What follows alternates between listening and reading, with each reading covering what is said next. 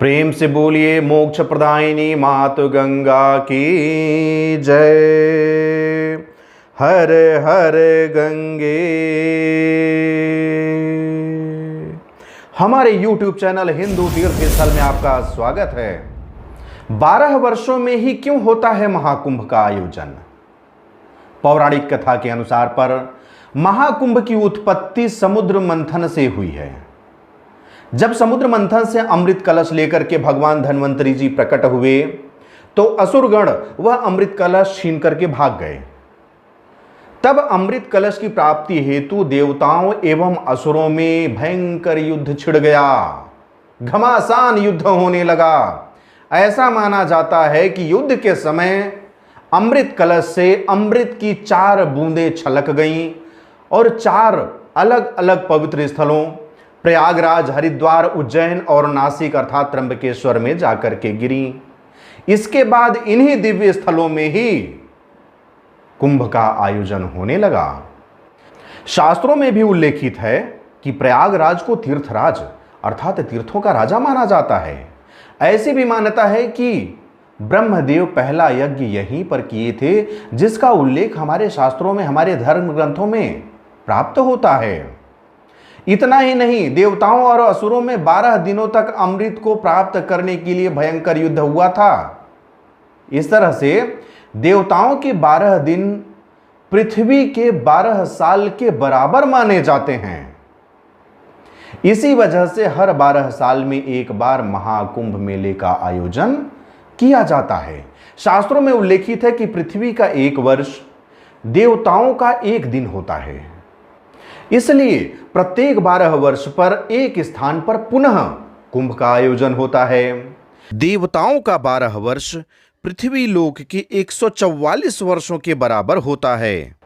ऐसी मान्यता है कि 144 वर्ष के बाद अर्थात पृथ्वी लोक के 144 वर्ष के बाद और देवताओं के लोक अर्थात स्वर्ग लोक के 12 वर्ष के बाद स्वर्ग में भी कुंभ का आयोजन होता है। इसलिए उस वर्ष पृथ्वी पर महाकुंभ का आयोजन होता है और महाकुंभ के लिए निर्धारित स्थान प्रयागराज को माना गया है। अब आपको यहां पर एक महत्वपूर्ण जानकारी दे दें कि एक तरफ बात हो रही है कि 144 वर्ष के बाद महाकुंभ का आयोजन होता है, दूसरी तरफ यह भी बताया जा रहा है कि प्रत्येक 12 वर्ष में महाकुंभ का आयोजन होता है। प्रयागराज में प्रत्येक 12 वर्ष में कुंभ एवं 6 वर्ष के अंतराल में अर्धकुंभ का आयोजन प्राचीन समय से ही चलता आ रहा है। लेकिन अब वर्तमान में इसका नाम परिवर्तित करते हुए जो 6 वर्ष में अर्धकुंभ था वह कुंभ कर दिया गया और 12 वर्ष में जो कुंभ था उसे महाकुंभ का नाम दे दिया गया। जबकि शास्त्रों में आज भी यह उल्लेखित है कि 144 वर्ष के बाद ही प्रयागराज में महाकुंभ का आयोजन होता है। इसका शास्त्रों में भी प्रमाण है। लेकिन ठीक बात है, आप महाकुंभ ही मान लीजिए, क्या फर्क पड़ना है। आप आइए, श्रद्धा की डुबकी लगाइए, अपने पापों को धो डालिए। भैया 144 साल तक आप जिएंगे या हम जिएंगे? नहीं जिएंगे। इसलिए काहे को 144 साल का इंतजार करना। 12 साल में ही आप महाकुंभ मनाइए, 12 साल में ही आप जाइए, आस्था की डुबकी लगाइए, अपने आप को धन्य बनाइए। 144 साल तक का इंतजार नहीं हो सकता, हम तो जिएंगे ही नहीं, तो हम इंतजार कर ही नहीं सकते। इसलिए हम 12 साल के महाकुंभ में ही सम्मिलित होते रहेंगे। महाकुंभ मेला अपनी विशिष्टता और भव्यता के लिए पूरी दुनिया में प्रसिद्धि बना चुका है।